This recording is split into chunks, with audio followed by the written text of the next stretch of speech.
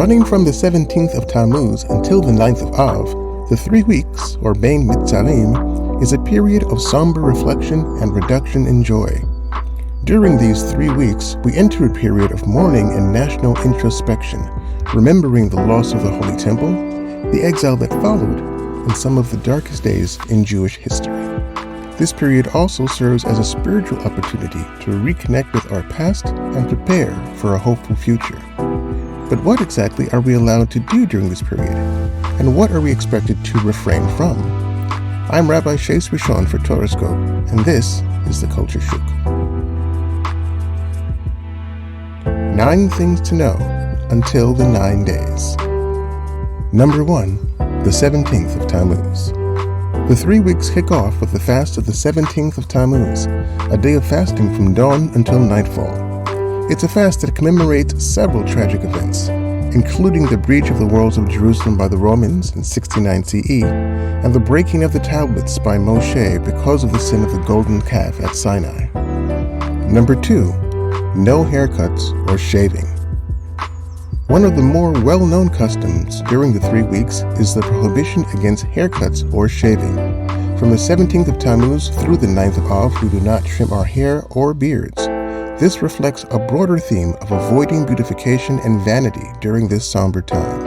The only exception is for someone who needs a haircut for a health reason, or if the 9th of Av falls on a Friday, in which case a haircut is permitted in honor of Shabbat. Number 3, no new clothes. During the 3 weeks, the custom is not to recite the Shehechianu blessing, thanking God for reaching a happy time or occasion. Therefore, it is forbidden to wear new clothing during the 3 weeks since they require Shehechianu to be said before wearing them. Shoes and minor clothing, such as socks or undergarments, do not fall under this restriction, and while most authorities also forbid the purchasing of new clothes during the 3 weeks, some authorities allow one to buy new clothes up until the 9 days. Number 4, no weddings. During the 3 weeks, no weddings are held. The joy that typically accompanies a wedding celebration is put on hold to reflect the sadness of the period. Engagement ceremonies, however, are permitted since they are not as festive as a full wedding. Similarly, public celebrations, especially those involving music and dancing, are avoided as these activities are seen as inappropriate during a time of mourning. Number 5, musical restrictions. It's forbidden to listen to music from musical instruments during the 3 weeks. Many authorities forbid listening to recorded music during the 3 weeks as well. Although some authorities permit listening to music on Friday after midday during the 3 weeks, most disagree. Programs or other occasions where the musical accompaniment is incidental to the main event may be attended or viewed. Now, while some authorities are lenient regarding a cappella music, one may not listen to a cappella music if it is dancing music. Dancing during the 3 weeks is forbidden by all authorities, whether with or without music.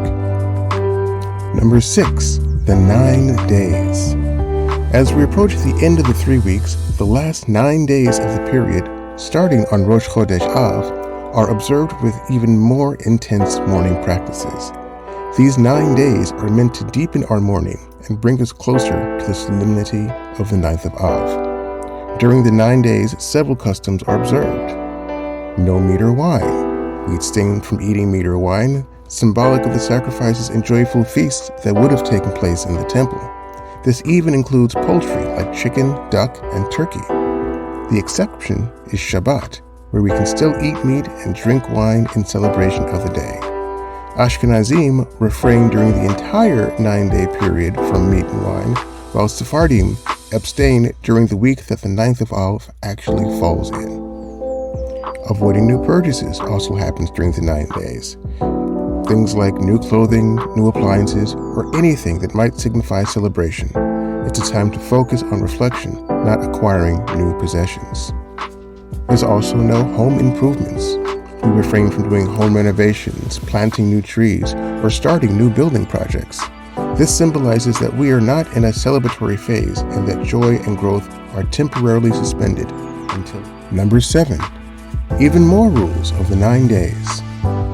Again, as the 9 days intensify, we also observe stricter restrictions on certain pleasures.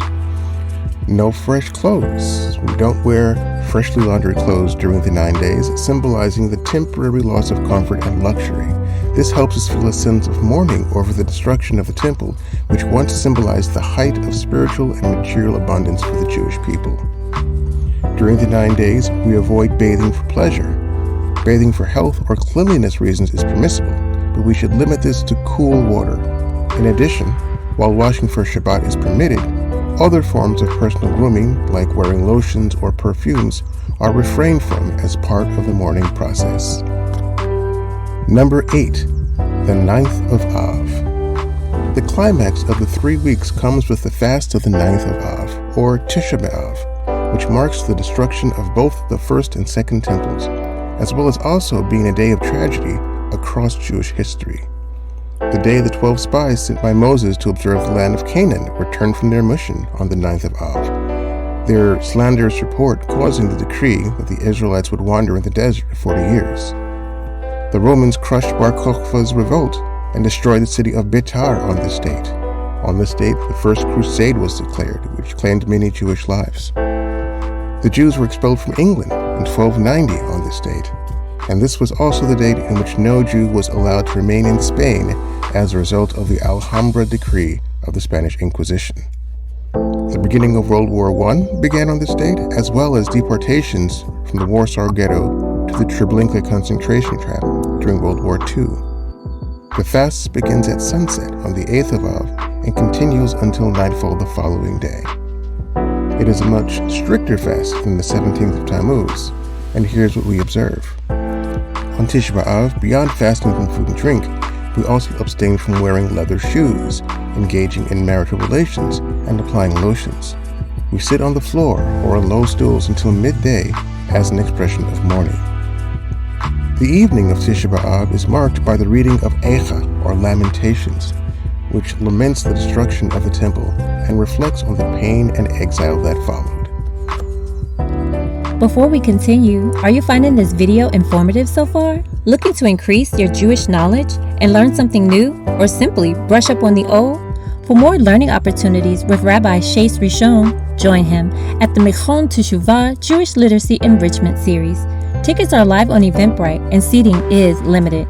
Check out the link in the description below. Now back to the countdown. Happy learning. Number 9. A deeper spiritual message.